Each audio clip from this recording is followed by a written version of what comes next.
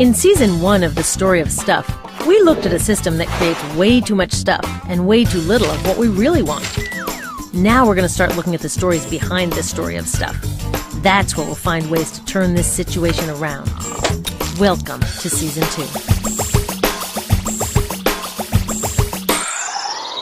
Bad for you, bad for America. He'll put us back on track. Hester ran our state into the ground. Now he wants to be your senator. Stand up.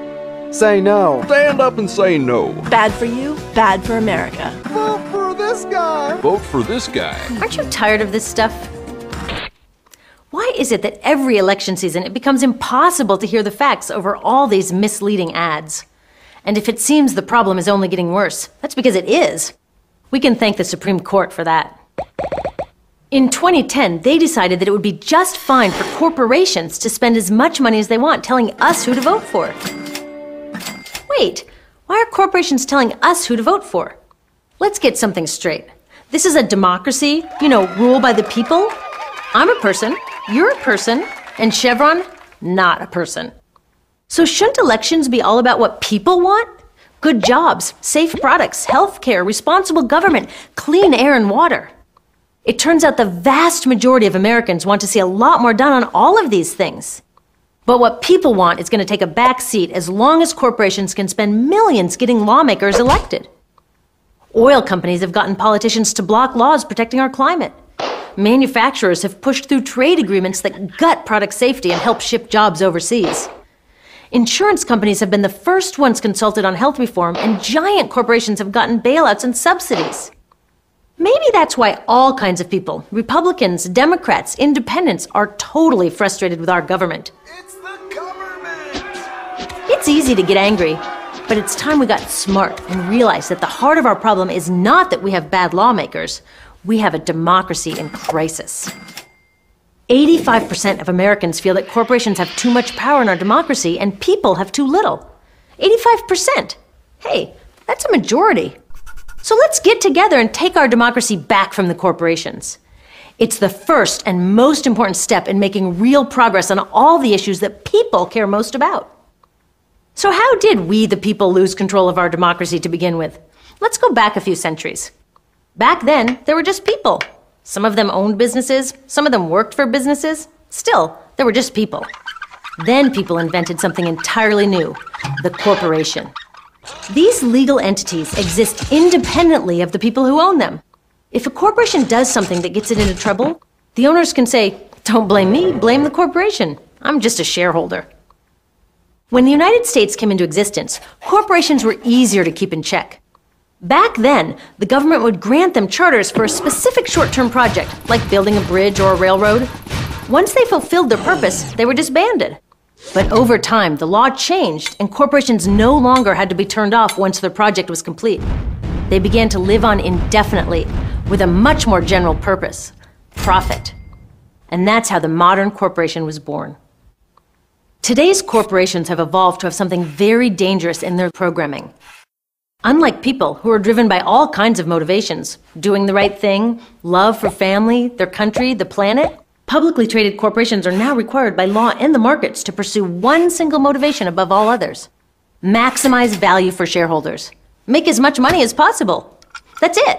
No, really, that's what the law and the markets demand. Imagine a friend saying, "The only thing I care about is money." It's not someone you'd want to leave your kids with, or your democracy for that matter. Yes, it is people who run these corporations, but their human motivations come second. If they prioritize anything at all over maximizing profits, they're out of there. Can corporate leaders do good things like give to charity or try to be more green? Sure, but not if it conflicts with maximum profits. And since their humble beginnings, corporations have grown huge. 53 of the 100 biggest economies on Earth now are corporations. So corporations have a single-minded profit motive. They're humongous, and their owners can easily dodge the blame for any harm they cause. That makes them tricky to share a country with. If we want them to serve us and not the other way around, they need some basic ground rules. And that's where the government comes in, setting rules to keep things fair and safe and to protect society from corporations run amok.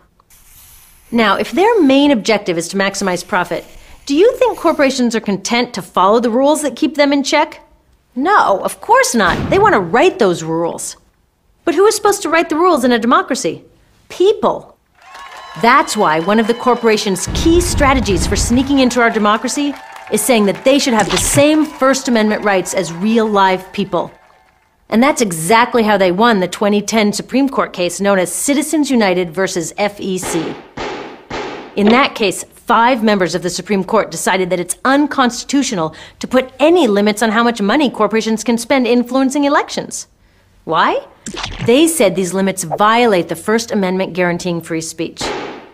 Now, obviously, our founding fathers who wrote the First Amendment were trying to protect the free speech of people.